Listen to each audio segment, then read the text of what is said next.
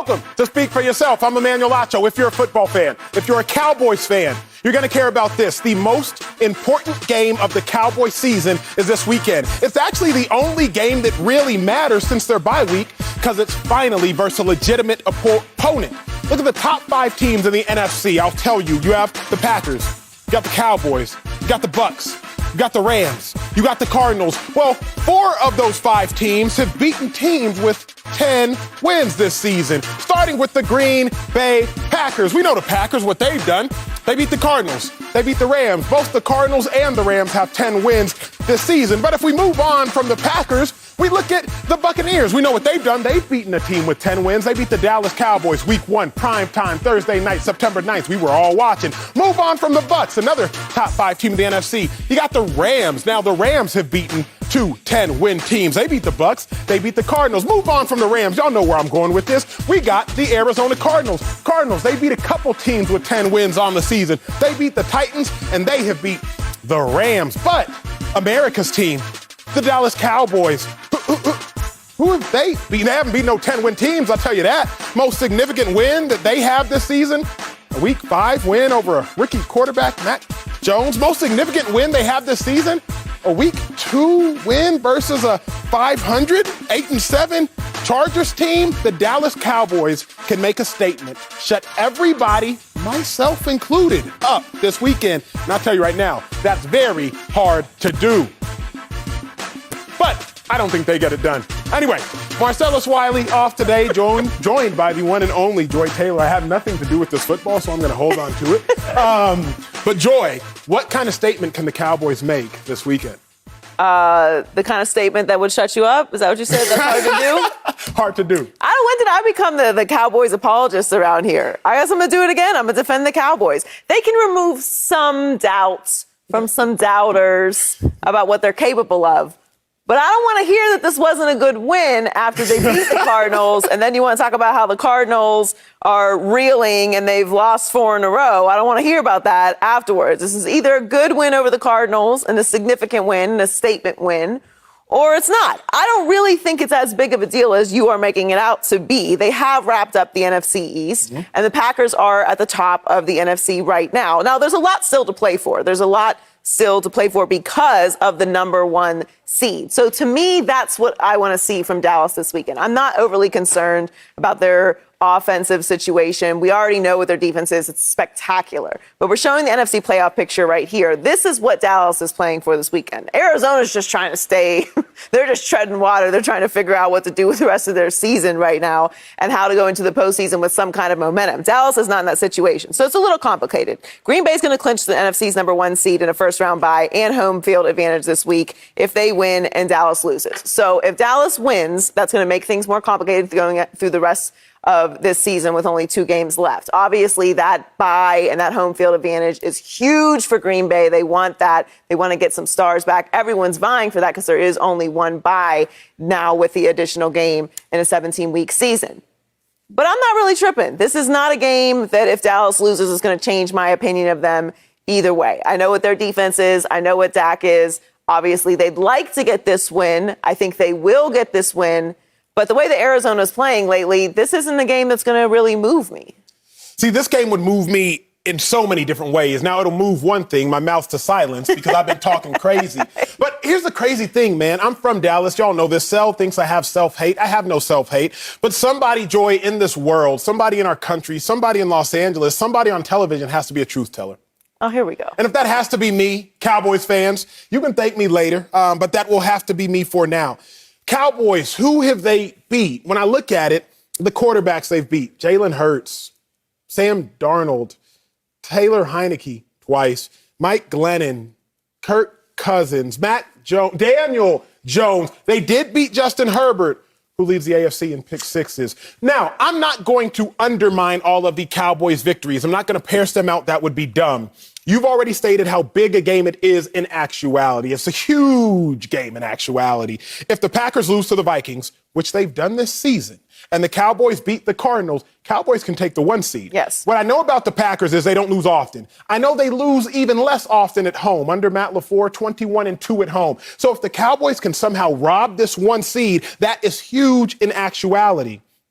But what's just as big to me, Joy, in narrative form, is the aspect that Cowboys ain't beat nobody since the bye. They've beat 2 playoff teams all season long. A Week 3 victory versus the Philadelphia Eagles and a Week 5 victory versus the New England Patriots. Those are the 2 playoff teams that the Dallas Cowboys, America's team, has beaten. Let me put this in layman's terms. Who have the Cowboys beaten? A 7-seed playoff team in the Philadelphia Eagles. Mind you, 7 seeds didn't exist 2 playoffs ago. And a 6-seed playoff team in the AFC in the New England Patriots. Meanwhile, Green Bay Packers, they've just beaten, 2 top 5 seeds in the NFC. Cardinals have beaten a top 5 seed in the NFC. Rams have beaten a top 5 seed in the NFC. But the Cowboys just haven't actually beaten a legitimate contender. That's where I am with the Cowboys. I like them. I think they're good, but can they prove to me that they're good by beating somebody good? Do you think that the Cardinals are a good team right now? Honestly, I'm not convinced. Okay, so that's what I'm saying. And we're looking at that Cowboys schedule, if we can pull that up again. The last time I checked, the Dallas Cowboys do not make their own schedule. This is college now. You're one of those. They're lining up Panera Bread universities to get to the postseason. You play who's on your schedule. I'm not one of those. I do think that the strength of your schedule matters. I do think having big wins matters. But, it would have been good for them to beat the Chiefs. Sure. Okay, before the Thanksgiving game. Mm-hmm. But they don't make their own schedule. That's true. So beat the teams that you play. So here's what, okay, you make a great point. She makes a great point. Can I get a jib? I'm tired of looking myself in the single. I want to talk to Joy, please. You make a phenomenal point. The point being, you cannot criticize the Cowboys for beating the teams on their schedule. I'm not criticizing them for only beating who they're playing. What I'm doing is this. I'm not going to praise them either.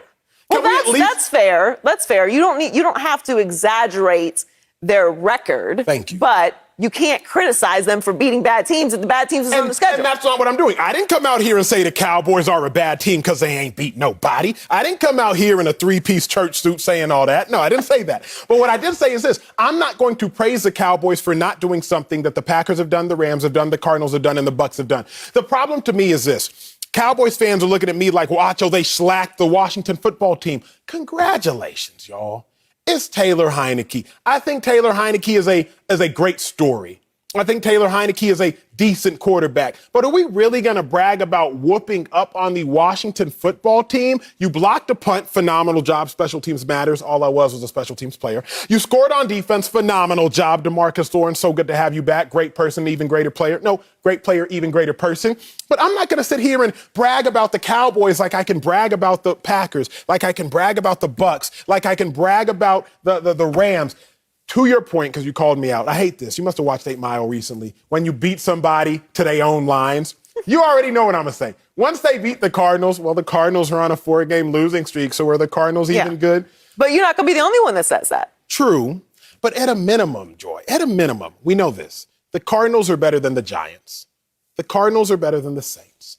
The Cardinals are better than Washington. And those are the teams the Cowboys have beaten the last 4 games. I don't think it's an insignificant game for the Cowboys. I'm just saying it's not going to change my opinion of the Cowboys as a team at this point in the season if they lose to the Cardinals. Now, if it's lopsided like the Washington football team game and the Cardinals go out and hang 56 on the Cowboys, then that might be a little concern. I got a question then. What does that say? Because it's not just your opinion, but I think it's everybody's opinion.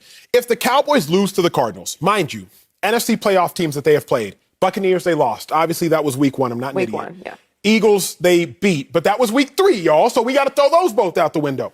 If the Cowboys lose to the one NFC team in the playoffs that they play since the bye week, which would be the Cardinals, how can that not move your opinion? What that now means is Cowboys have lost to the Chiefs, playoff team, lost to the Cardinals, playoff team, lost to the Bucs, playoff team. The only playoff teams they would have beaten are the Eagles, and the Patriots. If that's all you can hang your hat on going into the playoffs, that's just not a very sturdy place to hang your hat, in my mind. I get what you're saying, but it's just, I can't get that reactionary to it. I think it's how they would lose, right? So if you're telling me it's a high-scoring, close game, at the end of the day, Kyler Murray, a spectacular athlete, him and Cliff Kingsbury figure it out and they win the game, I'm not going to trip like that. If the Cowboys lose badly, yeah, that might move me, but I don't expect them to lose badly. I think that this defense is going to take advantage of what is a reeling situation in Arizona. Lots of talent, still a good team, But they're falling apart right now, and I think Dallas is in a better situation. I think it's how they would lose that would change my opinion about it.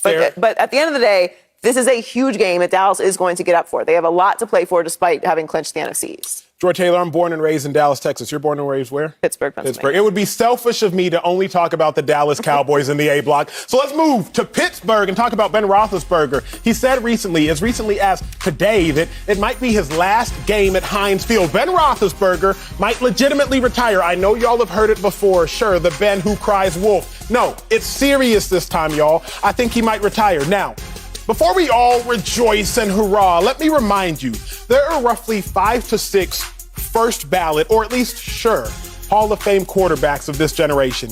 Peyton Manning, Russell Wilson, Tom Brady, Drew Brees, Eli Manning, say what you will, 2 Super Bowls, MVPs, and you have Ben Roethlisberger. Eli Manning, he had a losing record multiple times.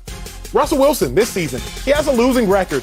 Drew Brees, losing record multiple times. Even Peyton Manning, losing record. Tom Brady is Tom Brady. But there's big Ben Roethlisberger, who has never had a losing season, his team, when he starts. So as much as Steelers fans want to move on from Ben Roethlisberger, as much as we want to say Ben Roethlisberger is holding the Steelers back, the question, not a question, it's a statement.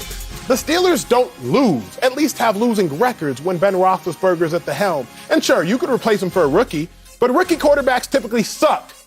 Unless they're Big Ben, and he was 13-0 as a rookie. So, Joy, you're from Pittsburgh. They are your first love before you cheated on them with the Miami Dolphins. But will the Steelers be better off without Ben Roethlisberger? Not entirely fair. Dan Marino is a pick guy, so. I mean, the Steelers were your first love. Yeah, well, it's like a cult. You don't have a choice in Pittsburgh. Okay. They wrap the babies in terrible towels. Like, you're assigned a team in Pittsburgh, and it's the Pittsburgh Steelers. Aaron Rodgers in that first ballot Hall of Famer group that you mentioned there. Yes, thank you. Who also has had a losing season. Yes, well, temporarily, are they going to be better off without Big Ben? No, they're not. Long term, yes, they will. We know that this is the end of Ben's career. We heard him talk. He had that little twinkle in his eye. I'm glad he didn't let it go. I see you, Ben. Don't let it go. It's not time yet for the crying. I can't handle it. If I see a grown man cry, I'm falling apart, which I don't appreciate as a Capricorn. But they missed a really great opportunity, the Steelers, a very unique opportunity. Sometimes in crisis, you're granted opportunities. And when Ben Roethlisberger hurt his elbow 2 seasons ago, they were granted an opportunity to see, what does this team look like without Ben Roethlisberger? What does our backup quarterback situation look like? What does our future look like without Ben Roethlisberger? It was a very unique situation because he was injured. And what did Mike Tomlin do? He had a nice season with Mason Rudolph and Duck Hodges, which I don't know if anyone else in the NFL could have pulled off, but Mike is that dude, and he did. Because they have a great culture, they draft well, especially in the offensive side of the ball, they have an identity, and they have great ownership, a great fan base. We know what the Steelers are. But if you don't have that guy, then the Steelers are what the Steelers this year. All those things I mentioned with an aging Ben Roethlisberger, who still has enough to have a game or two here and there. Obviously, they're still in playoff contention. Now, everyone in that division is still in playoff contention, but here they are. So this is what frustrates me about the Steelers, is that you had the opportunity when Ben was injured to begin retooling, to begin looking towards the future, because Ben is a unique type of player. He's not a Russell Wilson. He's not a Tom Brady. He's not one of those guys that's doing pliability and yoga in the offseason. He's a rough, tough guy. He takes big hits. He's a big man. We know he hasn't been the best when it comes to coming into camp in shape. We know all this about Ben Roethlisberger. It's well documented. He relies on his talents, and that's why he's aged the way that he has. He has a first ballot Hall of Fame career. But you knew all of this. You had all this information. What frustrates me about any organization is when you have a player for any certain amount of time, let's call it 4 years, and you can't evaluate who they are as a person, what their work ethic is, what their career is going to look like, how they treat other people, how they treat their body, how they act when they're in the building, what's their leadership skills. If you have Ben Roethlisberger for the amount of time that the Steelers have had him, you knew coming off of this injury what he was going to be. He wasn't going to come back like Tom Brady. That doesn't happen. He wasn't going to do that. So they should have put a replacement plan in place or begun to move those wheels after they saw the year that they had without Ben Roethlisberger? I think we would be fooling ourselves if we assume they didn't try, though, right? Joy, did you ever see that movie? I know you're a movie There is buff. no do, it's only try. And that's from a movie. It's called Star Wars, and the man's name is Yoda. Unfortunately, I never saw Star Wars. I know intergalactic movies. I gotta be wily today. Yeah, you do. But a movie I did see was Hall Pass. And in Hall Pass, I know this much, that there were two spouses. They were in a relationship. You had one couple in a relationship, and they were granted a Hall Pass. Do whatever you please for a weekend, no questions asked. Ben Roethlisberger granted the Steelers a Hall Pass that time he messed up his elbow. They looked at Mason Rudolph. Mason Rudolph was a good college player, drafted in the 4th round, if I'm not mistaken, Oklahoma State. He had a really good career there. They looked at Devlin Duck Hodges. Duck Hodges, to me, not all that. They even look now at Dwayne Haskins, number 12 overall pick. The fact of the matter is, though the Steelers tried, like in Hall Pass, Rick, played by Owen Wilson, they tried to no avail. I don't think it's that the Steelers haven't tried to replace Ben Roethlisberger. I think, again, at the point in which Aaron Rodgers, Drew Brees, Peyton Manning, Russell Wilson have all had losing seasons, but Ben Roethlisberger has not, I think Ben Roethlisberger is just greater still than we give him credit for. I don't think Ben Roethlisberger is the same version of himself.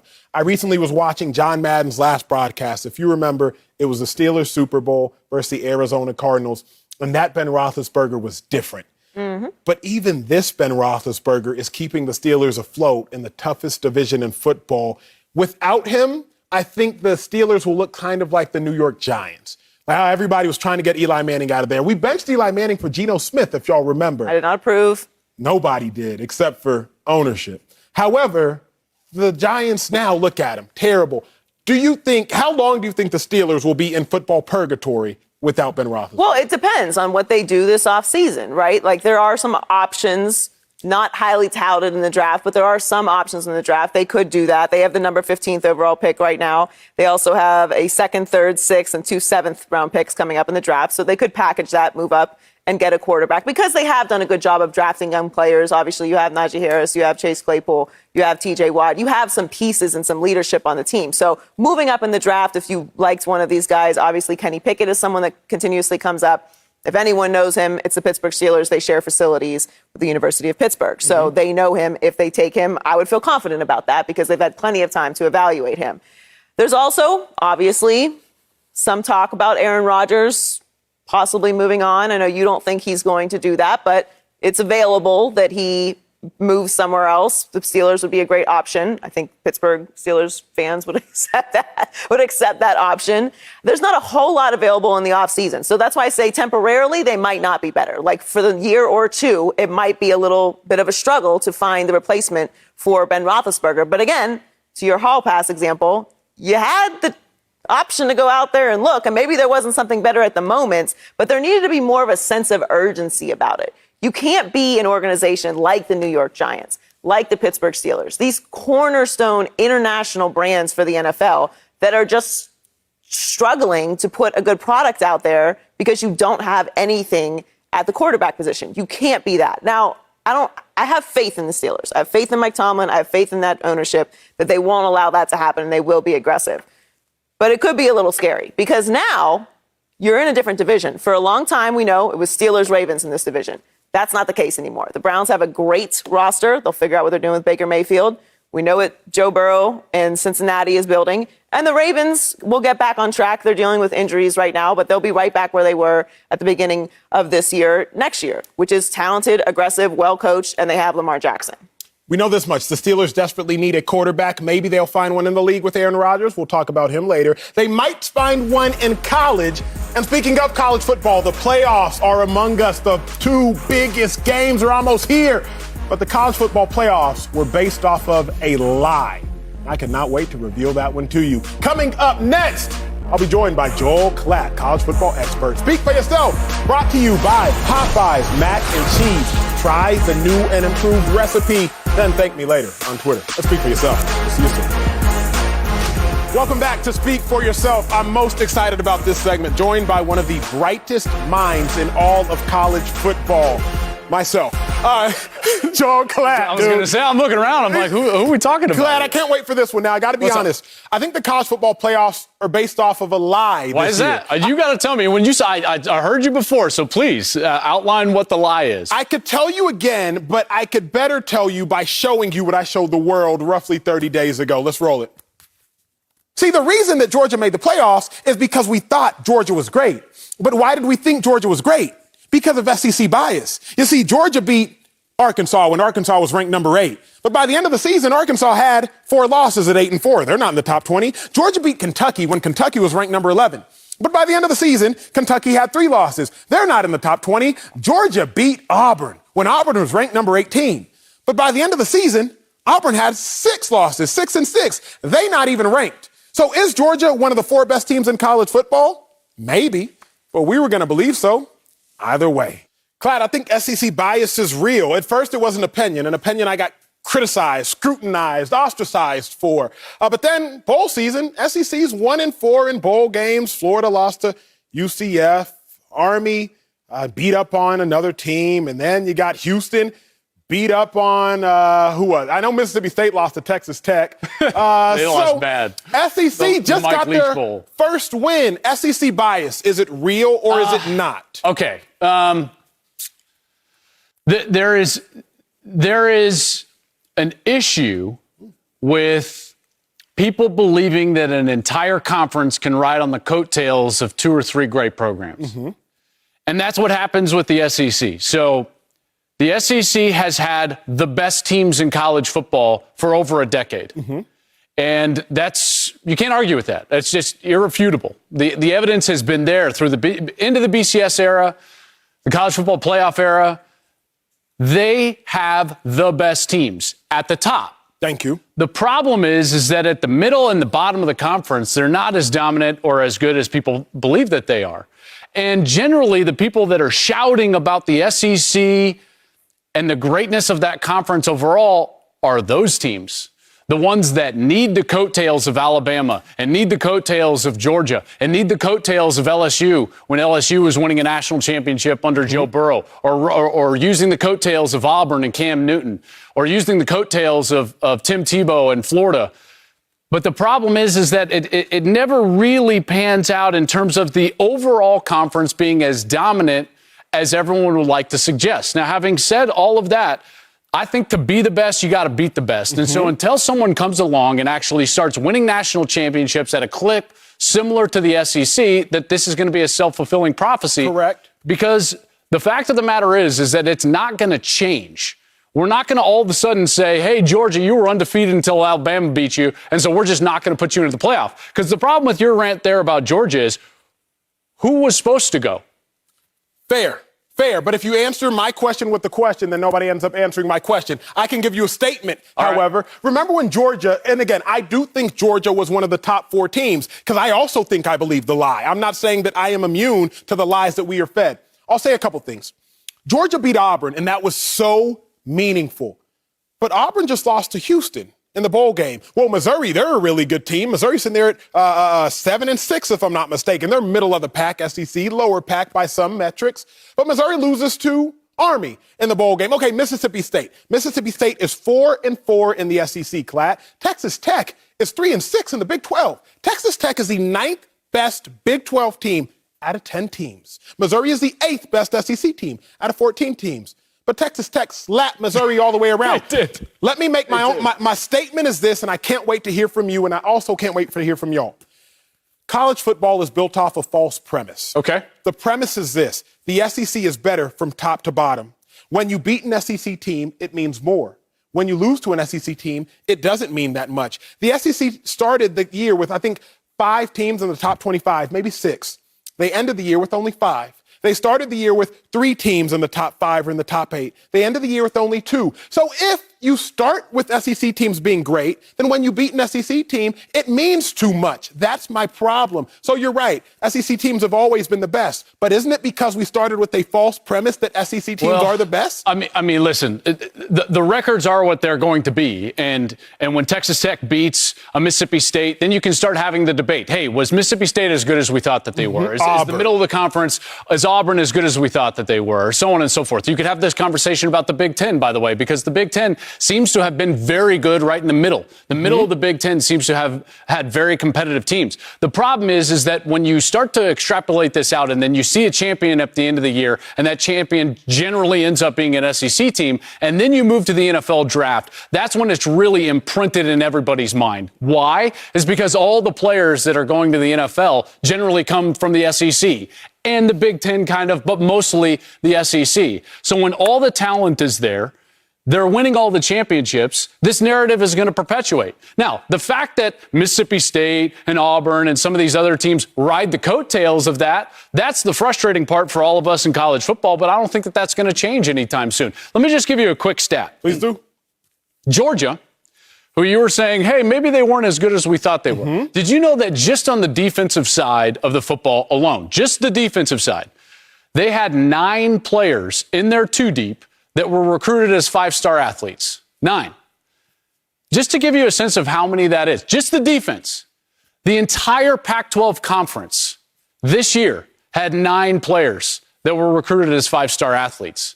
That's why the SEC gets the benefit of the doubt, is because they generally have the better players and they generally have the champion. And that's why this narrative will continue. All these great players and you're 1-4 in bowl games so far. Anyway, Klatt, let's talk about a team that we sure make some noise, at least a guy who made some noise this year. Jim Harbaugh finally got the monkey off his back. He started 0-5 against Ohio State. You cover Michigan and Ohio State more than anybody else in all of college football. But Harbaugh, he was in the hot seat, so much so he took a pay cut, if I'm not mistaken, sliced his salary in half from $8 million to $4 million, something I will never do. Sliced his salary in half from $8 to $4 million. Is he off the hot seat? How much time? How much time did he buy himself? That's as much time as possible. This narrative that Jim Harbaugh has underachieved as a coach is one of the most false narratives in all of football, any level. Jim Harbaugh has done nothing but succeed everywhere that he's been. I get called a Harbaugh apologist, and fine, if you want to label me a Harbaugh apologist, you're going to have to label me a Harbaugh apologist. This guy has won 726 is his winning percentage at Michigan with the 7 years that they had previous to where he was. That is such a step up, it's not even funny.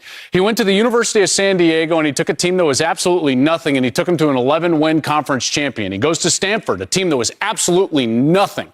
1 win, 2 wins, 0 wins. What did he do? He took them to the BCS. He took them to the place where they had Heisman Trophy finalists almost every single year with guys like Toby Gerhardt and Andrew Luck. Then what did he do? He went to San Francisco. He took a team that was a middling of the pack NFC football team. And what did he do? He immediately started going to NFC championship games and ultimately went to a Super Bowl, losing to his brother John in the Super Bowl against the Ravens. So what does he do? He goes back to his alma mater, Michigan, which was in Siberia of college football. 7 years under Rich Rodriguez and Brady Hoke. They were nothing. In fact, only one time during that entire 7 years were they ranked inside the top 10. One time in 7 years. We're talking about the University of Michigan. Guess what Jim Harbaugh has done? He's won 726 win percentage. He's gone to a playoff. He's won 10 games multiple times. And he's been in the top 10 at some point in 5 of his 7 seasons. He has succeeded. I don't understand this notion. What is he supposed to do? Be Nick Saban? No one's been Nick Saban.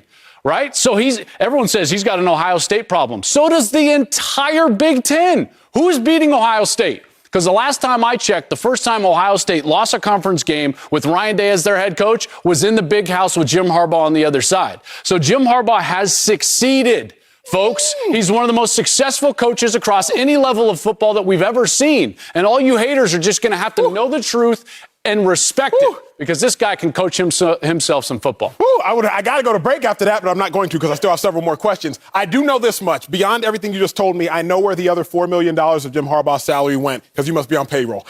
Anyway, that was phenomenal. I do have this Truth. I'm a truth sayer. I heard you talking about that earlier. I'm just here to bring you facts. Everything, though, Klatt, is relative. Everything in life is relative. So we think that Jim Harbaugh, I think, is underachieved because we had a higher level of expectation. We assumed, at least I did, that Michigan should be the same as Ohio State. Now, historically speaking, Michigan is not Ohio State, but because of the brand, because of the prestige, we all said that Michigan should be as good as Ohio State. From this point forward, do you anticipate it being a level playing field? Because I don't think it's fair to say, well, nobody can beat Ohio State in the Big Ten. Michigan, you ain't everybody else. Michigan did something that was unique in that they beat a team in which they didn't have necessarily the talent to beat because no one's been recruiting on the level of Ohio State. Only Alabama, maybe Clemson and Georgia have been recruiting on the level of Ohio State. It's going to take that over the course of multiple years. This year was unique in some sense. I don't think that this is going to all of a sudden spur some sort of revolution where now Michigan rolls off 5 straight victories. Although you never know, because in this day and age with the transfer portal, with how quickly things can go up and down, maybe this is going to be a resurgence for Michigan. All I know is that this team is special, and Jim Harbaugh is the leader of this team. Okay, just how special are they? We got the 4 biggest teams, the 4 best teams left, the 2 biggest games in college football. We got Cincinnati, we got Bama, we got Michigan, we got Georgia. You just finished talking up Michigan. I know you did not blow up that whole balloon to just pop it. Michigan, Georgia, what you got? Let me get a prediction. Let me get one. I don't need a score. I think Michigan's going to win. I think that Georgia does not have enough on the offensive side. And one of the things that no one talks about, because all they think is like Michigan's this running game, it's all about power football. And yes, it is. But do you know that they actually had the most 50-yard plays or more than anybody in college football? So it's actually one of the most explosive offenses in the sport, led by Cade McNamara and their great offensive play caller, Josh Gaddis, who was the Broyles Award winner. That's the best assistant in college football. He's a great play caller, and he's going to mix in those wrinkles to get explosive plays. Aiden Hutchinson's going to be the best player on the field. I think that Michigan wins. On the other one, I think Cincinnati is going to play really well. Oh, come on, Klatt. You don't win. Bama, you don't make money by playing well, Klatt. You make money by winning games. You also don't make money betting against Nick Saban. That just doesn't happen. 6 of 12 national championships. Bama's going to win that game, but watch for Sauce Gardner. He's a first-round draft pick at the corner position, and Kobe Bryant. He was the Thorpe Award winner at the other corner position because Cincinnati actually matches up pretty well against Bama's passing game. That's a great matchup to watch. But, folks, it's Alabama. You didn't think Cincinnati's just going to roll in here and be like, hey, look at us. We're underway, man. Look at us. We're going to beat Alabama. That ain't happening. Oh, man. Well, what's greater to watch than both of these games is you talking about ball, Klatt. I appreciate you having me. I need you to do one thing for me. What's that? Can you spin this? Because I never can spin it well before I go to break. Can you give me like an adequate That's why he plays offense, y'all. That's why he plays offense. Joel Klatt, the one and only. Coming up, don't go anywhere. We got to go back to NFL football. Aaron Rodgers, he says he might retire? No way. We got to talk about that. Next, speak for yourself. You've got to get sacked. Spin it! Reigning MVP Aaron Rodgers, who rewards with performances each and every Sunday. But Aaron Rodgers is sitting here talking about he's not going to drag out his decision-making process this offseason. We all know this. Before the season, Aaron Rodgers wanted out. Then right before the season, he talked about retirement, was hosting Jeopardy, but now he appears to be committed. He came on recently and said, you know what, y'all, I'm not going to drag out this decision, but I call BS. Why? Because Aaron Rodgers drags out everything, whether intentionally or incidentally. From the beginning of time, the NFL Draft 2005, that process was dragged out for him. He was supposed to go number 1 overall. Alex Smith went number 1. He goes number 24 to the Packers. And then since then, Aaron Rodgers just doesn't let go of anything. Remember, they draft Jordan Love a couple years back. Still upset about that. He's still upset at the fact that in 2005, he didn't even go number 1 overall because whenever he plays the 49ers, he's upset about that. So if Aaron Rodgers actually expects us to believe that he's going to make a decision expeditiously, then he must all think we lunatics or all think we are idiots, because that's just not what Aaron Rodgers does. I anticipate him dragging out this situation. He's going to tease us with retirement. He's going to tease us with his departure. And ultimately, I think he will end back up in Green Bay. But, Joy, you believe Aaron Rodgers isn't going to drag this situation out? No, I don't think he's going to drag it out. Because despite what Aaron may think, the world does not actually revolve around him. So that's not really a jab at him. It's just the reality. He can't drag it out. If he's going to change teams, then he has to do it in an expeditious manner as soon as the season is over. Why is that? Because there's a draft and there's a salary cap and there's free agency. So teams are going to make moves, especially at that position. So there won't be any waiting around for him because nobody can afford to do that. So just because of the nature of the sport, he can't drag it out. Now, if he does end up dragging it out for all the reasons that you just mentioned, then to me, that just means he's ending up back in Green Bay and this is just a power move. Because at the end of the day, if you wait too long to make a decision like this, teams are going to make their moves in the draft. They're going to make trades. They're going to sign free agents. Salary cap space is going to disappear. So they have to make a decision on this quickly if he's actually going to move. So if it does end up going out for months, then we don't really have to pay too much attention to it, really, because it means he's staying in Green Bay. Joy, you know what I was thinking about? In every big family, there's a snitch. Everyone. Every family got a snitch, man. The eye roll, she just gave one of her siblings. Boy, there's a snitch. Now, my older brother, he is the snitch. I love you, Sam Acho, but he is. He's the one that, like, you going to sneak home after curfew, but somehow your parents are still going to know you didn't get back in time, even though you locked the door chime didn't beep, and you turned off all the lights. There is going to be a snitch on the Green Bay Packers. Who is it? Davante Adams. Not in literal form, in figurative form, because Davante Adams, star wide receiver, maybe the best receiver in the league, he said, I'm likely going to make my decision based on Aaron Rodgers. Davante Adams has to make a decision first. He's an unrestricted free agent. Free agency opens up in March, I believe March 13th or March 15th. If Davante Adams re-signs with the Packers, then we already know what Aaron Rodgers is going to do. If Davante Adams signs elsewhere, it's a sign of what Aaron Rodgers might do, particularly if Davante Adams goes to Pittsburgh, Davante Adams goes to Denver. So Davante Adams is going to show Aaron Rodgers' hand long before Aaron Rodgers ever gets to show his hand either. But what so many people talk about, Joy, is what Aaron Rodgers gains by staying. He gains a top 3 head coach, best receiver in football if Adams stays, one of the best backfields, one of the best defensive coordinators in all of football, one of the most playmaking defenses in all of football. I could go on and on about what Aaron Rodgers gains by staying. What I haven't heard anyone on television talk about to this day is what Aaron Rodgers gains by leaving. So let me ask you, what does Aaron Rodgers gain by leaving Green Bay? A challenge. See, I think where we get caught up with this Aaron Rodgers conversation is that we assume that we're talking about a particular type of personality. But Aaron is very, very, very sneaky. We know this. He's always up to something. He's very manipulative. He's very passive aggressive, which is fine. I like different personalities in sports. I don't need everybody to fit into a box. I don't agree with most of what Aaron Rodgers does and says, but I'm okay with him being different. And because he's different, we can't apply these rational rules. You can't talk about all the stuff you just mentioned when you're talking about this, because what Aaron Rodgers leaving would mean is that he's leaving for emotion. He's leaving for a challenge. He's leaving for a new chapter. And what we've seen with Aaron Rodgers over the years is he does fabricate, in some ways, these drama-filled situations. Now, I was 100% on Aaron Rodgers' side going in with all the drama in the offseason because I thought it was wildly disrespectful that the Packers front office, having Aaron Rodgers there, would have the audacity to move up in the draft and draft his replacement without giving him a heads up. I think that's egregious. I think that's terrible management of your team. I think it's disrespectful to a first ballot Hall of Famer. And I personally would probably react the same way because I'm petty. Being a petty person, I can see how Aaron Rodgers would put the pieces together to say, I'm going to have this last dance, myself and Davante, because people keep mentioning Davante as a reason for him to stay, but Davante might not be there next year. Davante's going to make his decision for himself and his family and his money. He might have a conversation with Aaron about it. I'm sure he will. He said that it's tied to him, as you mentioned. But Davante may be gone. Davante may go with Aaron Rodgers. Davante may stay because of Aaron Rodgers. He might stay even if Aaron leaves. We don't know. There's a lot of moving parts here.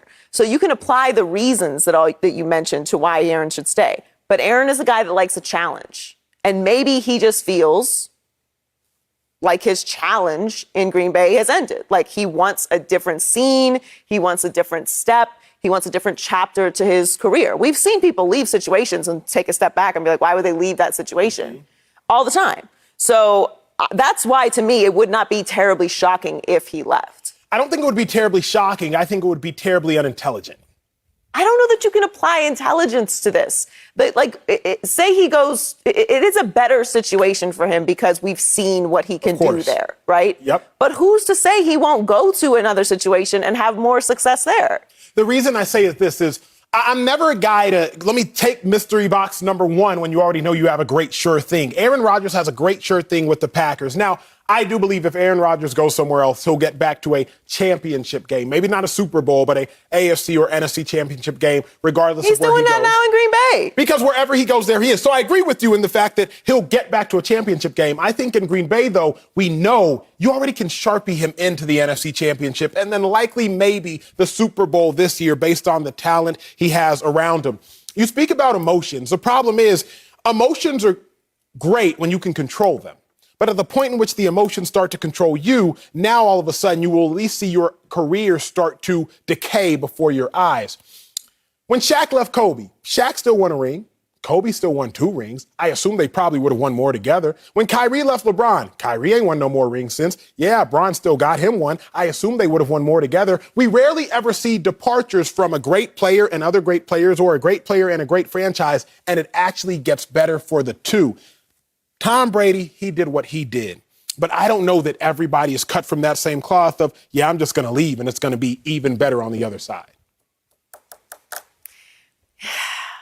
Here's my issue, though. We have to look at this from a rational space when we're talking about where he might go, right? So let's look at the teams that he might go to, like the teams that are going to be in the quarterback market who have some talent, right? You're talking about the Saints. Yep. You're talking about Denver. You're talking about the Steelers. I'm sure there's some other ones that we're not mentioning. The Browns, people have reported. Okay. The Browns, Washington football team, Yep. right? You're right. You're right. The Browns should be in that conversation as well. But if I'm Aaron Rodgers, am I going to attach my brand? So when you say it's not an intelligent move, I do think it would be a move that he does with intention. I don't think he's just going to gamble the rest of his career. I think he very much cares about winning. I think he very much cares if he leaves about being successful because part of the purpose of him leaving is this new challenge. Part of the purpose is, hey, you took Jordan Love.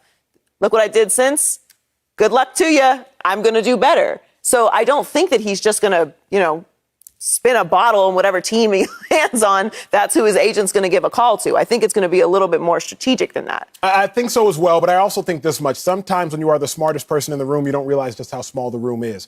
I parallel Aaron Rodgers' career very much so to Kevin Durant's. If Kevin Durant was in Golden State, I'd like to see if they would have won more. But Kevin Durant in Brooklyn, it ain't been all that great. We'll see how it pans out for Aaron Rodgers. But coming up, a new year means we're giving out New Year's resolutions. And I cannot wait to shock y'all with some of these ones. We got some for the Cowboys, some for Jimmy G, some for the Dolphins, some for the Chargers. That's next on Speak for Yourself. Don't go anywhere.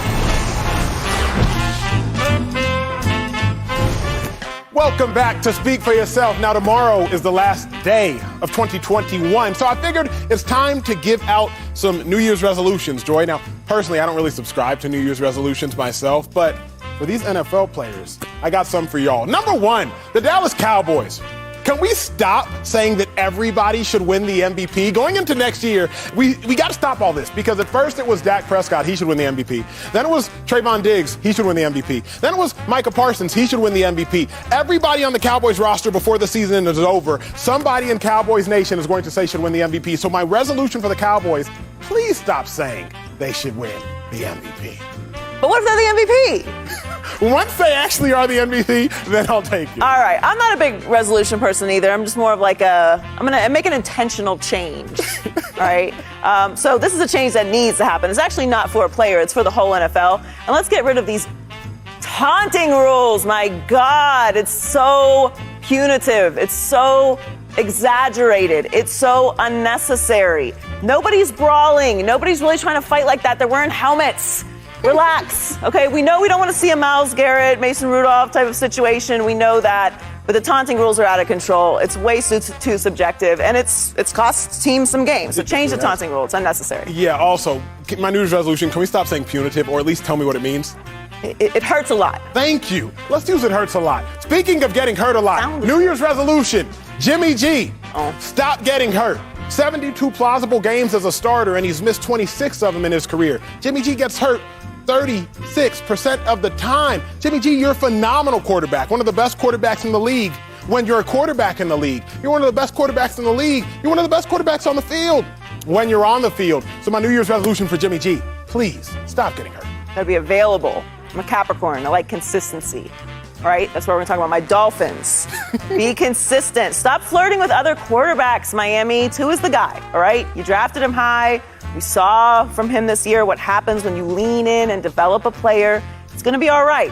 Does he have a bit of a ceiling? Sure. Put some pieces around him and go all in. Stop talking about Deshaun Watson and everybody else. Tua is the guy. Relax. Rarely on shows do you have two hosts where both of their brothers played in the National Football League, but that's occurring right now. So my resolution, family members, get the heck off social media, bruh. Emily Mayfield, Baker Mayfield's wife. You don't need to be on Instagram. Odell Beckham Sr. Let Odell Beckham Jr. do the talking and make the one-handed grabs. Kareem Hunt, Pops. You don't need to be on Facebook. First and foremost, you definitely don't need to be on Facebook. You got TikTok, you got Snapchat, you got Instagram, you got all these other apps. You don't need to be on Facebook regardless. But family members, stop getting on social media, please.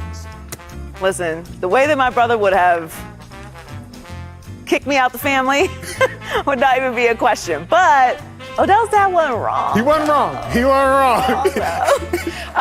Matthew Stafford, you got to win a playoff game, all right? The bubble wrap is off. You're in Hollywood now. This is Los Angeles. There's standards, there's expectations out here. This is not Detroit. You had plenty of time there to do it, didn't get it done. This is the year. You got to win a playoff game. Got to win a playoff game, Matthew Stafford. It'll help him to win a playoff game by throwing to Odell Beckham, who's one of the most talented receivers, not just by catching the ball, but at dancing. But speaking of dancing, we got to get rid of the gritty. I am all grittied out. If I see one more gritty, I'm a gritty myself to my room, turn off the lights, and stop watching ball. Steve Young is the last gritty I wanted to see. When Steve Young and Adam Schefter and Dan Orlovsky started grittying, I was like, you know what? It's time to retire the gritty. The dab only lasted 8 weeks, Joy. And the gritty has lasted 17 too long. Can we get rid of the gritty, please? Are you just mad because you can't do it? Okay, first and foremost. Do it then. No, see, I knew she was going to try that. I knew she was going to try that. I can't do it, so I'm not going to talk about it. I think it looks good. Baker Mayfield.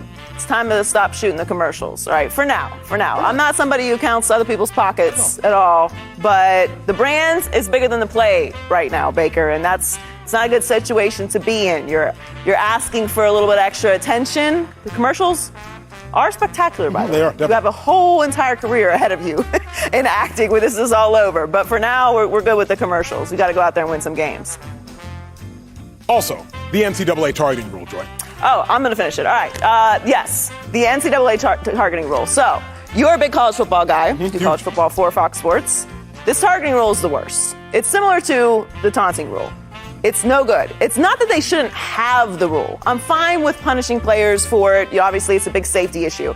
But kicking players out of the game for one targeting penalty. Terrible. It's one of the worst rules in sports. It's awful for the kids. It's awful for teams. It's so hard to overcome in games. You've got to change it. It's the worst. The only thing worse than the targeting rule, well, is the gritty. It's people on social media. It's Jimmy G getting hurt. It's the Cowboys thinking that every one of their players should win an MVP. It's also Dolphins flirting with other quarterbacks besides Tua, Baker Mayfield and his commercials. We got Matthew Stafford, and we already know it's time for him to win a playoff game. But the last resolution of most importance is myself, because life is always about self-reflection, self-awareness.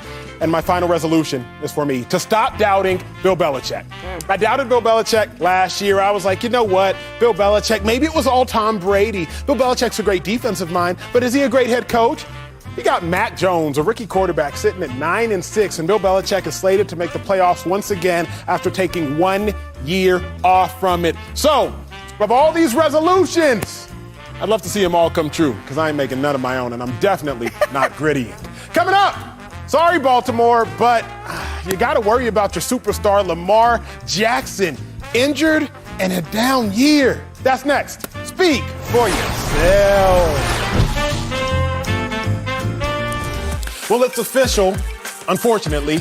Head coach Matt Rule, Carolina Panthers, he announced that Cam Newton is going to be a backup this week to Sam Darnold, a backup for the rest of the season. And again, unfortunately, I think we've seen the last of Cam Newton, at least as a starter. Here's the problem. So many people have said, well, what's the issue with Cam Newton? It's very simple. A psychological principle called the Pygmalion effect. Layman's terms, self-fulfilling prophecy. Self-fulfilling prophecy. Our actions, they dictate other people's beliefs, and that then dictates other people's actions, how other people perform, and then that reinforms our beliefs. Okay, what's that mean, Acho, talking Cam Newton? We don't actually think Cam Newton's good. And so we don't sign Cam Newton until later on in the season. Because we don't sign Cam Newton until later on in the season, Cam Newton has no practice reps. So Cam Newton performs poorly. Because Cam Newton performs poorly, it reaffirms our belief that Cam Newton's not actually good. So we don't sign Cam Newton until later on in the season. So Cam Newton has less practice reps. So Cam Newton performs poorly. Because Cam Newton performs poorly, it reaffirms our belief that Cam Newton isn't actually good. So we don't sign Cam Newton. Y'all get the point. The problem is Cam Newton has now fell into this matrix, and it's not a good matrix. It's the matrix of being a below average quarterback. When you get drafted number 1 overall like Cam Newton was, we give you the benefit of the doubt. Oh, throw double-digit interceptions. No good. You're the number 1 overall pick. But when you've been injured, when you're 7-9 in New England, and then you've lost your last 12 starts in a Carolina Panthers uniform, Cam Newton no longer gets the benefit of the doubt. And so from here on out, Cam Newton is going to be behind the 8 ball, and that's the 8 ball that he can unfortunately not overcome, at least. He hasn't been able to. So I think we've seen the last of Cam Newton, at least as a starter. But Joy, where do you stand on Cam? Oh, no, I don't think we've seen the last of Cam. First of all, I don't even think we've seen the last of Cam in Carolina. Matt's changing it up every second. Oh, Sam can have this play. Now we'll put Cam in for this series. So I don't even think we've seen the last of him in Carolina. Plus, it's Sam Darnold. If Sam goes out and throws 4 interceptions this weekend, Matt's not going to put Cam back in? You know that's entirely on the board. So, no, I don't think we've seen the end of Cam Newton. Unless he wants to retire as a starter, right? Mm-hmm. Unless he wants to walk out on his own terms, so to speak, this year, and it doesn't seem like that's what he wants to do, then no, I don't. Because you mentioned some important points there, that the fans don't think he is what he once was. Yep. Other teams don't think he is what he once was, obviously, or he would have been on a team already. So I don't even know if Cam believes at this point that he is what he once was. Yep. So at the point in which we know you are a different player than you once were, however great you once were, well, it's time to adjust the expectations of what you should be. What is a backup quarterback? Not the starting quarterback, not as talented, not in the same space, not available all the time, not as consistent. That's why they're the backup. So if he wants to continue playing, he will absolutely be able to be a backup in the league right now. And the important thing about what's happened with Cam as of late, which was an issue in New England, which is why they let him go. Because as he said, he would have been the backup in New England. But because he is Cam Newton and looms so large, they moved him out. You don't want him breathing down the neck of your starter. You don't want him putting that kind of pressure on your rookie quarterback. Well, that doesn't exist anymore because we know what Cam is at this point. So if Cam wants to stay in this league playing as a backup, which is a perfectly acceptable role, backups make nice money. They don't have huge expectations. He can continue to play. Stop that, Joy. Why? I know this much. If somebody called you the B word, you would throw them hands. You need to stop calling Cam Newton the B word. Because I'm not a backup right now. I'm a starter. You need to stop calling Cam Newton the B word, okay? If I get to that point, at what point in my career that I do become a backup, then I will humble myself to that point if I want to continue working in that career. Here's the dilemma. The dilemma is this. Every time you called Cam Newton a backup, I died a little bit inside. Why? Because think about the Cam Newton we know was a top flight recruit to Florida. He gets in trouble because of some laptops. He goes to Blinn Junior College, where he wins the national championship at Blinn Junior College. Then he goes to an Auburn team, a mundane, middle-of-the-pack Auburn team. He wins the national title, beats Alabama when Alabama couldn't be beat, runs around the field with his hands over his mouth. Y'all YouTube the clip. Phenomenal. Shocks the world. Comes into the NFL as the number 1 overall pick. 4 short years later, in 2015, he's an NFL MVP. To call Cam Newton a backup is like to call Bill Gates moderately intelligent. It's like calling Bezos decently wealthy. That's the insult of all insults. And Cam Newton has admitted it because Cam Newton said it himself. He does not want to be a backup in the National Football League. He ain't trying to be nobody's backup. It's insulting. All athletes think higher of themselves. That's why they play so long. They don't play so long not necessarily necessarily because they need the money. They think higher of themselves. Joy, can I tell on myself for a second? Mm-hmm. Let me tell on myself. Go ahead, keep talking because I'm writing notes. This weekend, I got a text. It's from my old college strength coach. Yeah, I'm a snitch on him. It's from Benny Wiley. He's a head strength coach at University of Southern California under Lincoln Riley now. He sent me a picture from 2011, my senior year at Texas. He sends me a picture from 2011. It's the entire football team after a weight room session. We're all sitting there with sleds in front of us and weights and 50-pound dumbbells and chains over our neck. And he texts me this, Joy, I've never been more hurt in my life. He texts me this. He said, "You used to be built like that, bro." Oh, God. He said it past tense, y'all. He said he used to be built like that. I'm no longer an athlete, but to hear I was a has-been, I ain't eaten dessert since that text message. I haven't stopped working out except to come on this show because as a former athlete who still has it somewhere in his head, to hear that I used to be, to hear that I once was, to speak about me in the past tense is the most insulting thing that an individual can do. So you coming on this show saying that Cam Newton should be content or that Cam Newton is a backup, he won't accept that. And because by play he's not a starter and by mindset he's not a backup, I don't think he'll be in the National Football League. Not because he's not one of the best 64 quarterbacks, but because there's a contradiction between Cam Newton's actuality and Cam Newton's reality in his head. Didn't Cam say he would have been the backup in New England? Not to my knowledge. Not to my knowledge. I have to reread that quote. Yeah, he said he would have stayed in New England and been the backup. But he understood because he is Cam Newton why they had to let him go. Now, obviously, we know there was some issues with the vaccine thing and it was a mess, whatever. But that did play a role in it, that they have their guy, it's Mac Jones. You don't want someone like Cam Newton looming over him, and Cam understood that. But here's the problem. No, it's absolutely not a realistic thing to say, and it's absolutely an insult to say that Jeff Bezos is moderately wealthy. However, if Jeff Bezos loses 800% of his wealth, then it is a realistic thing to say, and it is inappropriate to say that he isn't moderately wealthy. And at that point, he might still be moderately wealthy. If Bill Gates loses some capacity of his brain function, then the circumstances have changed. And that would be an appropriate thing to say. Cam Newton is not still that guy. And it's appropriate to say. I don't understand why, when circumstances change, it's outrageous to say that they are different. The situation is different. If Cam Newton wants to be a starter in the league next year, then I agree with you. It's over. And it's not because I'm saying it's over. The markets will dictate if he's a starter next year. The market will say you're a starter or you're not. At the point in which nobody's calling you, you're not a starter anymore. I don't have a problem with Cam Newton taking a backup role in the league if Cam Newton still desires to play football. You played football. You know what it's like to be an athlete. There's only a certain amount of time in your life you can perform at any sort of level where you're playing in a professional league.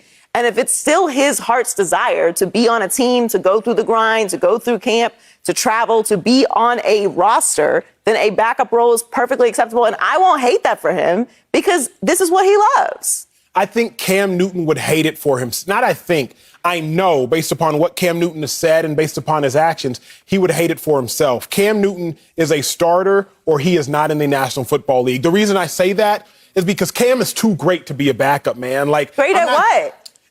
His legacy, his aura. Okay, so his legacy it might be too great. Correct. To you, but if his desire is to keep playing, then he should do that. We've seen people in all sorts of businesses where we're like, you're not really that guy anymore. You're not really that girl anymore. But every once in a while, they'll drop a little hit. Every once in a while, they'll pop up in a little movie. They'll do a little something, drop a little special. And that's what they want to do. Maybe we think that they should just be out sitting in retirement on a beach somewhere, but they want to keep doing what it is they love. I am not going to hate that for Cam Newton if he can take on that role, if that's what he wants to do. But that's his legacy to decide. But 12 attempts in Carolina, his last 12 games, no hits, no wins. Hopefully Cam Newton is a starter, and if not, hopefully he's doing something far greater than playing football, because Cam Newton, to me, you always a starter. You ain't nobody's B word. Coming up, the Nets. Oof, they getting punked. I ain't gonna say the B word, though. And it's on Kyrie Irving. I'll tell you why. That's next. Don't go anywhere. Whew. Speak for yourself, not the B word.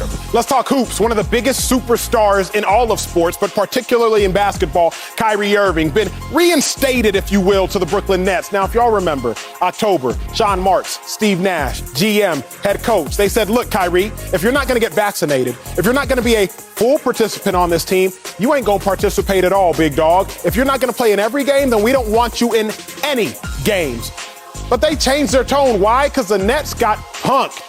They got punked by Kyrie Irving, and it's embarrassing in my mind. They were playing a game of chicken. Kyrie Irving, he didn't even blink. And the Nets said, you know what, on second thought, Kyrie, sure, you can come back and play. Yes, there's been an outbreak, and teams have had to go to their 15th, 16th, 17th man on a bench that doesn't even exist, sign players to 10-day contracts. But look, man, if you are going to take a stand on something, which the Nets did, if you're going to take a moral stand, an occupational stand, then stick to it. Here's my thoughts on things. I don't make threats in life. I make promises. But it's become abundantly clear that the Brooklyn Nets, they made a threat that Kyrie Irving called them out on. And if I'm Kyrie Irving, I'm never looking at the Nets, Steve Nash, or Sean Marks with the same level of respect again, because I know this much. If you say something, you're probably not going to do it, because I got game. More than y'all ever thought I did. So that's my thoughts, that's my reaction. But I got to bring in an NBA expert, the one and only Slick Rick Bucher, been covering the game since 1993. Slick, what are your thoughts on the Nets bringing back Kyrie? My thought is, I don't know how it is, Emmy, that you and I can agree so wholeheartedly on one aspect and so vehemently disagree on another. I wholeheartedly agree with you that the Brooklyn Nets are doing something very dangerous. They're setting a terrible precedent. They set a policy and they set a repercussion. You either get vaccinated or you don't get to play. Kyrie, you don't want to get vaccinated, you don't get to play. Kevin Durant, James Harden, any number of other players, they really didn't want to get vaccinated either. But they did because they knew what the terms of engagement were. And so they did. Well, now the policy has changed. To your point, why? Because of conditions. But here's the difficulty in that now once you make policy and standards conditional, now they apply to everything. Hey, everybody needs to defend. Everybody needs to play hard. Everybody needs to rebound. Oh, yeah? Well, everybody had to get the vaccine, and you changed your mind on that. So do we really have to? Where I disagree with you is, and this makes what the Nets are doing doubly troubling, is that Kyrie Irving didn't punk them. They got along just fine without Kyrie Irving. Last I checked, leading the Eastern Conference. Yes, their schedule, according to Basketball Reference, has been the easiest. Yes, they're playing KD 37 minutes a night and James Harden 36, and that puts them in the top 5 among minutes average per game.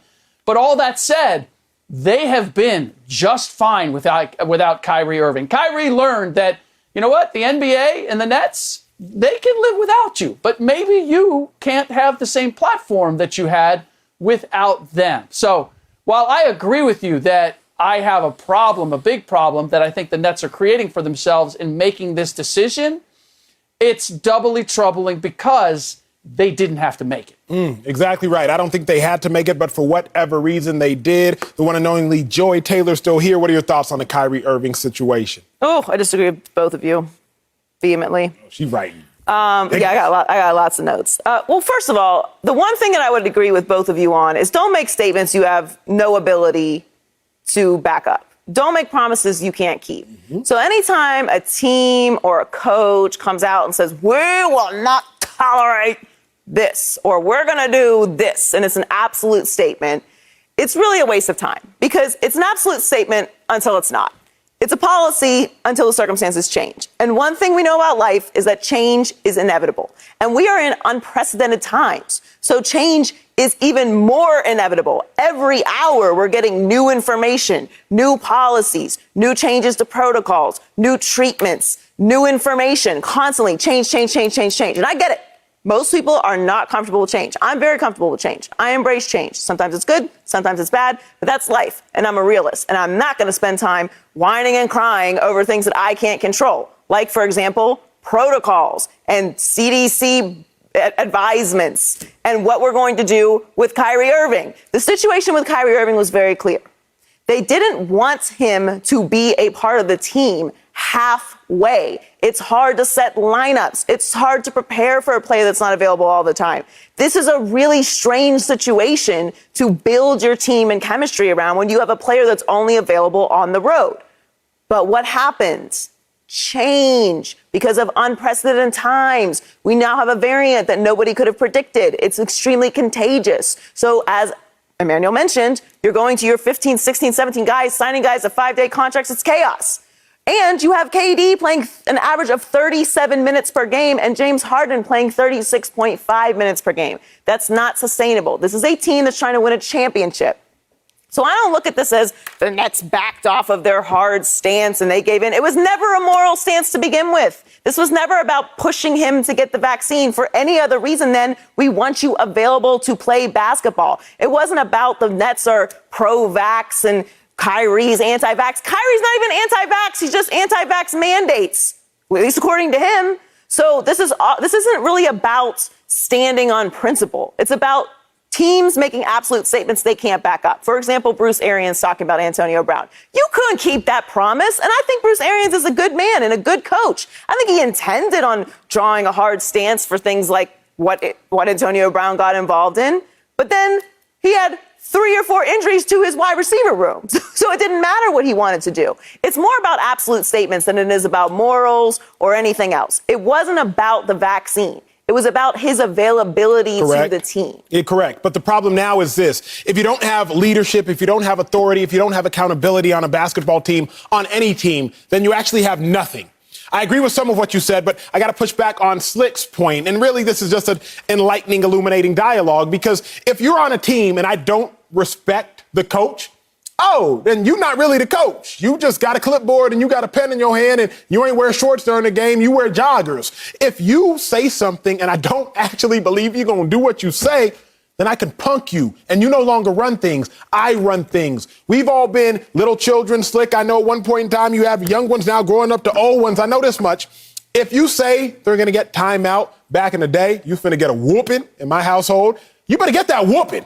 If the parent says that a child is going to be punished for an action, then the child needs to be punished to the entire degree of the punishment that the parent stated. Otherwise, next time my mom or dad says they're going to punish me, I'm going to look at them like, I'm going to punish you. And that's how Kyrie is looking at the Nets. Punish who? Because the Nets are the 1 seed. Yeah. The Nets have the best record on the road. Remember, the road is where Kyrie could not play. The Nets have the best record on the road. The Nets did not need Kyrie.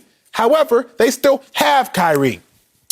The great philosopher, Cardi B, once said, now she says she gonna do what to who? Let's find out and see. And that's exactly what Kyrie did to the Nets. The Nets said they was gonna do what to who? Let's find out and see. Yeah. And Kyrie saw that the Nets aren't really going to do anything. And as a result, it will be anarchy if Kyrie ever decides to make it be. Yeah, look, here's the distinction, and it's a matter of timing. I agree with you that Kyrie Irving now has the opportunity to punk the Brooklyn Nets. He now has the ability to stand there and say, well, I ultimately got my way in spite of what you said. But that's the door that's been opened. That hasn't happened to this point. And you're right. Joy, when you talk about this not being a health and protocol decision, but a basketball decision, you're absolutely right. And this is a contrary basketball decision because it still stands on the fact that you're going to be bringing in and out a very big piece of this team. And yes, he can reduce the wear and tear on James Harden and Kevin Durant, but is he going to be effective? And how are the rest of these pieces going to fit when some games you have him and some games you don't? That's absolutely what you are trying to avoid. But in the big picture, they now know the credibility is shot, whether it's Sean Marks or Steve Nash, not just on protocol, not just on the vaccine, but on everything. And let's not forget where the bar is set for this team. It is set on winning a championship. Kyrie Irving referenced it, saying, look, we know the clock is ticking. We need to get after it now.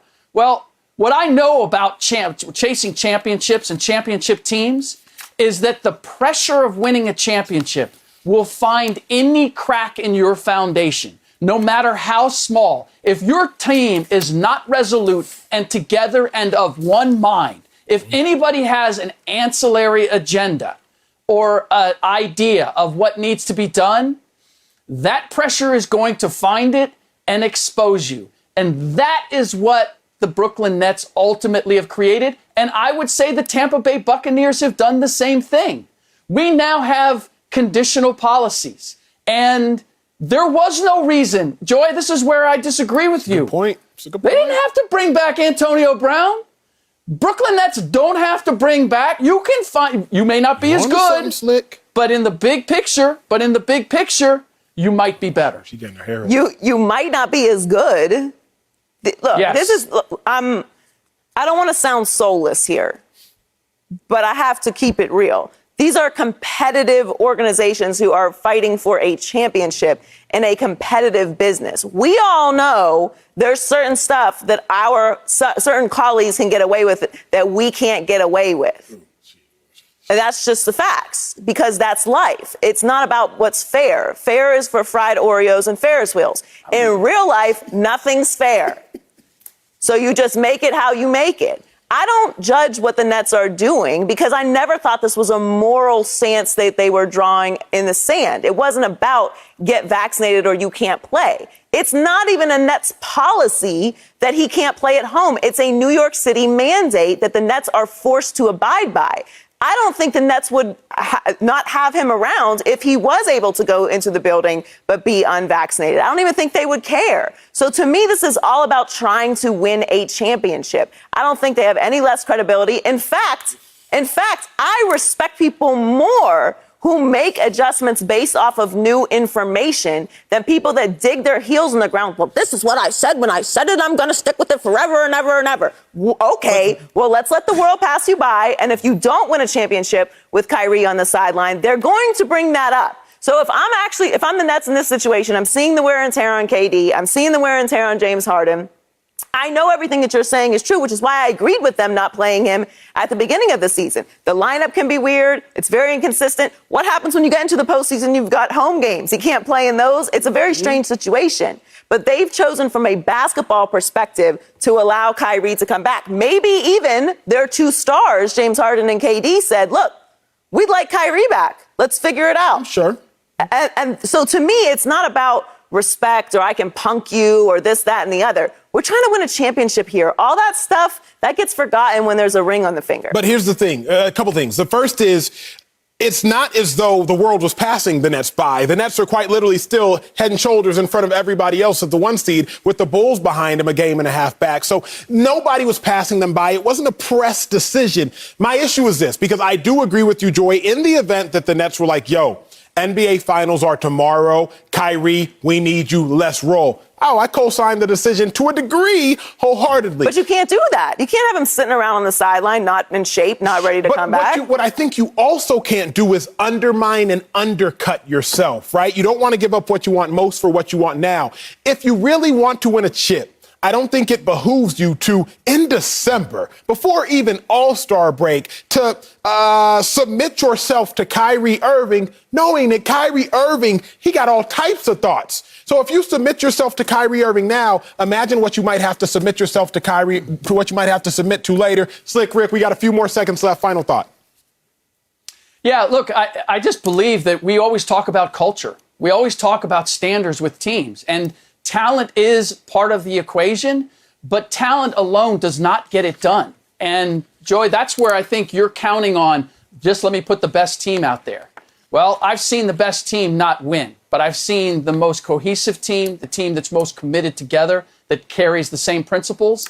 I've seen those teams overcome talent. And speaking of talent, we got one of the most talented players not on the basketball court, but football field, Lamar Jackson. He was back in practice yesterday, but it did not look good. I'm worried about the Ravens superstar, not just this season, but going forward. You're going to want to see why next. Speak for yourself. Pure anarchy, Joy. Welcome back to Speak for Yourself. And I'm worried, y'all. I am very, very worried about one of the best players in football, Lamar Jackson.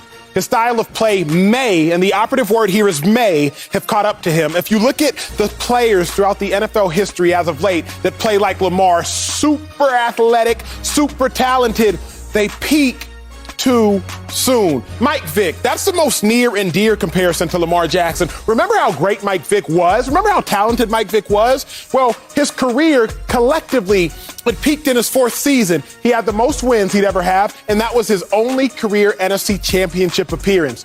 Well, after Mike Vick, there was another superstar athlete, incredible talent, number 2 overall pick in the NFL draft, the man by the name of Robert Griffin. Unfortunately, he got hurt and he peaked very early. His rookie year, collectively speaking, he was the offensive rookie of the year. He beat out Andrew Luck, put respect on Robert Griffin's name. But his rookie year was his only career playoff appearance. Then there was a man by the name of Superman, Super Cam Newton, number 1 overall pick, Heisman winner, a beast. But by his 5th season, he was the NFL MVP, and that was his only Super Bowl appearance. You got Mike Vick. You got Robert Griffin. You got Cam Newton. And now you have Lamar Jackson, who's better in my mind than all of them by talent. Unanimous MVP. Respect him. But if you look in 2019, his unanimous MVP season, 36 passing touchdowns, 6 interceptions. And then as the passing touchdowns go down, somehow, some way, the interceptions go up. 26 and 9. And then this year, 16 and 13. Okay, Acho, it's just his touchdowns. Chill out. But even his rushing average, y'all, has gone down. I refuse to believe that Lamar Jackson has already peaked. I refuse to believe that that is the case. But statistically, we need to start being mindful that Lamar Jackson's peak may have also already come, unfortunately. Those are my thoughts, but I got to bring in NFL analyst Bucky Brooks and find out, Bucky, has Lamar's style of play, has it caught up to him? Have we seen the peak already? No, I don't think it's already caught up to him. I think what you're doing is you're seeing how the league evolves and deals with star players. I think everybody goes through this. It's the reason why sometimes you see guys have sophomore slumps or sometimes players have down moments. The greats are able to adapt and overcome. Just like we saw Pat Mahomes have a tough stretch earlier this year where we were talking about, well, maybe we've seen the best of Pat Mahomes. And then he kind of settled, readjusted, and now they're back. Here's what I'll say about Lamar Jackson and this offensive system. I worry about the Ravens listening to the outside noise, listening to all of the critics and skeptics saying you cannot win a Super Bowl with an offense that operates with your quarterback operating primarily as a runner. And I worry about them trying to kind of force a square peg into a round hole, meaning, oh, we're going to throw it. We're going to try and do this. We're going to go empty. We're going to do all of these things. When really you look at Lamar Jackson at Louisville ran from under center some, did bootleg stretch game, did some other things to showcase really a very talented and diverse skill set. So I don't think it's an indictment of Lamar. I think it's a bigger indictment over the guys who are responsible for the offense, Greg Roman and others. You want to evolve the system while keeping in mind what the quarterback that you're building around does really, really well. Joy, Lamar Jackson, remember his rookie season, well, he's 6-1, then a sophomore season, unanimous MVP. Then last year he was still good, but not as good. We see this season, not only has he gotten banged up, but his touchdowns and interceptions, nearly a 1-to-1 ratio. Is his style of play caught up? If a quarterback gets rolled up on in the pocket, is his style of play caught up to him? Lamar isn't the type of player like Cam Newton that's taking those big demonstrative hits, maybe early in his career, but he's adjusted past that. He slides, he gets out of bounds. He doesn't try and search out contact the way somebody like a Cam Newton or even a Ben Roethlisberger, while not a runner, would take unnecessary contact. Lamar Jackson this season is on pace to have a career high in passing yards. He's 14th in passing yards per game. He's 9th in passing yards per attempt this season, 7.5. He has 4 fourth-quarter comebacks this season, had 2 in his career just before this season, and was on pace to pass his most passing yards in a season before the injury. He's dealing with an injury. He's having a down year. Also, to Bucky's point, we can give these defenses in the NFL a little credit. These defensive coordinators, maybe they've found ways to contain Lamar Jackson. Maybe they've found ways to adjust to his style of play. And not just Lamar. we're seeing more and more heavy running quarterbacks in this league, very elusive quarterbacks like Kyler Murray, obviously Lamar Jackson. So this is something that if you are a defensive coordinator, if you are a NFL defense, you have to learn how to adjust to. This is becoming a part of the game. So they were going to eventually catch up to this style of play. But the idea that Lamar Jackson can't also pass the ball is not true. Like he is still a capable passer. So I don't think the one thing you don't want to do with any of these quarterbacks, and specifically Lamar Jackson, is take away the thing that makes him special. Is to get afraid of the thing that makes him special. You have to find ways to constantly adjust, constantly change, while also protecting him. But there's nothing about his style of play that he should adjust, because that is what makes him special. I agree. But with that being said, I also believe that because Lamar Jackson will likely have a shorter career span based upon his style of play, not my opinion, statistical facts, because he'll likely have a shorter career span, then I also think Lamar Jackson needs to win early. The Super Bowl or Super Bowls, plural, that Lamar Jackson has in store for his career, they need to come soon. What is it, Pringle's slogan? Once you pop, the fun don't stop. Well, once you get injured, you keep getting injured in football. Look at Dak Prescott. 69 games, never got hurt. Messes up his ankle, fractures his ankle, and now this year he has a calf injury. It's not a coincidence, y'all. There's something called a kinetic chain. Very simply, your body all works together as a chain. And once one part of your body starts to mess up, the rest has to counteract. And I think that's what we saw with Dak. That's what we've seen with so many athletes throughout history. It's what we unfortunately saw with Kobe Bryant, etc. So with Lamar Jackson, he never got hurt. 41 straight games without getting hurt. Last game of last year, he leaves with a concussion. This year, remember, he missed a game with just a non-COVID illness. Now he's hurt. I'm just wondering, will we see the same Lamar, that unanimous MVP Lamar? I'm with you, Joy. I'm with you, Bucky, in that he has to adjust. Where I differ is this. Tyler Huntley, his backup, went in there and balled with the offense.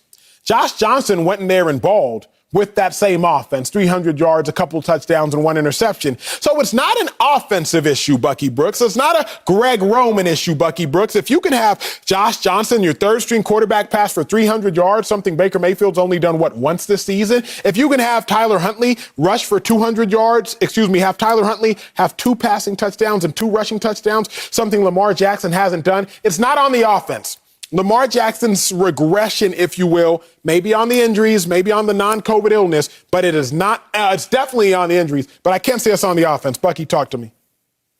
Okay, so I'm going to talk to you because just because somebody does it one time doesn't mean that they then should be the lead singer. Like just because Michelle starts singing in a Destiny's Child song doesn't mean that she needs to replace Beyonce. I didn't say so that. It's not that kind of Didn't say that. It's not that kind of tape. And I understand what you're saying because Josh Johnson and Tyler Huntley, respectively, did have pretty good games when they took over for Lamar Jackson. However, I think you have to kind of look at this with Lamar Jackson over the totality. Here's the issue with the Baltimore Ravens. The Miami Dolphins put out a blueprint. Joy and I were working on a Thursday night where the Miami Dolphins blitz Lamar Jackson and the Baltimore Ravens with cover zero blitzes all over the place, and they couldn't solve it. And you know that the NFL is a copycat league. And teams have continued to throw that same game plan out at Lamar Jackson. So Lamar Jackson has to figure that part out. The Ravens have to deal with that part of it, and they have to continue to evolve. But by all accounts, I will say this. Lamar Jackson has not had a great year. He has not had a great year, and I don't know what the reasons are for him not having a great year. Maybe it's the pressure of the contract. Maybe it's just trying to figure out how he's supposed to navigate this new NFL where he's trying to evolve as a passer, but he hasn't been great. That said, they won a lot of games with him. And even when he hasn't been great, you alluded to 4-game winning drives, fourth quarter comebacks, things that he hadn't done before. So part of his game has certainly improved, but he has to put it all together and be what we think that he can be because he's already been an MVP. We want to see him continue to play at that level. Absolutely. And make no mistake, I am not saying that Tyler Huntley nor Josh Johnson are Lamar Jackson. I am simply saying it is not on the offense that Lamar Jackson has regressed because the offense clearly still functions at a high level. But someone who doesn't function at a high level, particularly while injured, Jimmy Garoppolo. But he said he still wants to play on Sunday. I'll tell you exactly why he shouldn't and what he's risking if he does. That's next. Speak for yourself. Now, Fox Bet Super 6 has a lot of reasons to celebrate this holiday season. Over 6 million reasons to be exact, because they have given away over $6 million in cash prizes to date. And there are more free chances to win every single week. Scan the QR code, download the Super 6 app now, and enter any contest for your chance. And real money! Don't miss out. It's free to play. Who's not free to play? Jimmy G. Well, in his mind, he thinks he is, but Jimmy G, whatever you do, please don't try to play injured. I have to remind y'all the history of Jimmy G. Number one, he can't stay healthy. Number two, he can't play hurt. Week 2, last year, high ankle sprain against the Jets. Well, Jimmy G's a tough guy. He returns against the Dolphins week 5, gets blown out by 30 points and gets benched. No touchdowns, 2 picks, 41% completion percentage, lowest of his career, over 15 passes. Fast forward to this year. 49ers, Tennessee Titans. It's the biggest game of the Niners season. They're playing to make sure they stay afloat in the playoffs. Jimmy G messes up his thumb. And all of a sudden, he's throwing picks in the opposing end zone, and he's throwing picks to change the entire trajectory of the game. Niners lose, Titans win, and now the Niners are holding on to hope. Jimmy G, you got a fractured thumb, big dog. I understand you're a tough guy. I understand your job is on the line. But the worst thing you can do is go out there and play, because you do not play well when you are hurt. So, Joy, how risky is it for Jimmy G to go out there and try to play on Sunday? Now he's got to go try and play. This is the situation. First of all, they're in the playoff hunt. So Jimmy G's the quarterback. He's been the starter from the beginning of the season. So if he's capable of being on the field, he's got to be out there playing. And the number 2 reason for that is because Trey Lance ain't ready, or we wouldn't be having this conversation. And that was a choice that they made at the beginning of the season to start Jimmy Garoppolo over Trey Lance and not use this year to develop Trey Lance on the field. Well, now you got to deal with what Jimmy Garoppolo is, which is a quarterback, as you just mentioned, that is often injured. And lastly, they need to build up his trade value, and he wants to show off for his future team. Like he is auditioning for his future in the NFL in these last 2 weeks if they don't make the postseason. So it's absolutely imperative that he play if he is healthy enough to be out there. He's not going to be on this team next year.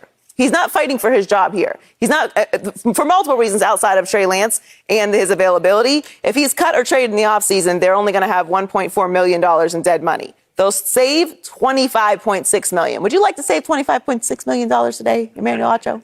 Bet you would. Sounds better than $1.4 million. So they're going to move off of him regardless at the end of the season. This is audition time. They've got to try and get into the playoffs. They went all in on Jimmy G this year. They had Trey Lance and they chose not to develop him. So this is where you are. Joy, the reason he shouldn't play is a lesson that we all learned any time between 16 and 18. Did you take the ACT or SAT? I took both. You took both. I only had to take the SAT, thankfully. Shout out to University of Texas. Here's what you learned during the SAT, Joy. They tell you this. It's better to no answer than to wrong answer. Because if you wrong answer, you'll get deducted at a greater rate than if you no answer. If you no answer, well, now we know you ain't know. If you no answer, now we think you don't know. If you wrong answer, now we know you don't know. It's better that Jimmy G no answer, don't play, than wrong answer, play and play poorly. Jimmy G can't play well when he's hurt. We saw that last year. We saw it this year. Against the Titans, 14. That was a magical number, 14. The Titans can't score more than 14 points. Their last 4 games, they hadn't done so. Only time they did so was against the Jacksonville Jaguars. Jimmy G scored 7 points first drive. Second drive, you can put the game away before the start of the second quarter, and you throw a pick. Somehow, some way, he's injured. Don't know when it happened. Don't know when it started. Don't know when it ended. He can't play well hurt. I think he's better off no playing than playing badly. But I don't really think it's up to him. Like, it's not just up to him. If he is available, he's going to be the starter. Trey Lance is a rookie. He's not the starter. They moved in on Jimmy G this year at the beginning of the season. This was the choice that the Niners made. So who is the capable quarterback while they are trying to make the playoffs? Jimmy G. So if he's available, he's going to be the starter. Otherwise, we wouldn't be talking about this, and Trey Lance will be the one starting this weekend. If he's at all healthy, he's going to be out there because it's not just up to Jimmy G in this spot. Jimmy G, you better be healthy because I know this much. When you hurt, it ain't no good. But speaking of someone who's very good, LeBron James, and he turned 37 years old today. It's time to give him all his flowers. That's next. Speak for yourself. Don't go anywhere. Welcome back to Speak for Yourself. It's time to celebrate LeBron James. And while we could talk about the player on the court, I want to focus on the man off the court because LeBron James has been a beacon of light, not just in sports, but more importantly, outside of sports to people like me that look up to him. We talk about his family, Bronny, Bryce, Zuri, incredible father he appears to be to his incredible children, an incredible husband he appears to be to his incredible wife. But then beyond taking care of his own household, think about what he's done for the I Promise schools in Chicago. 193 students, his inaugural class, he set to a 4-year education program for free. While everybody else salutes the LeBron James as the King James on the court, I salute the man in the household and community. Fox Bet Live is next. We'll see you soon.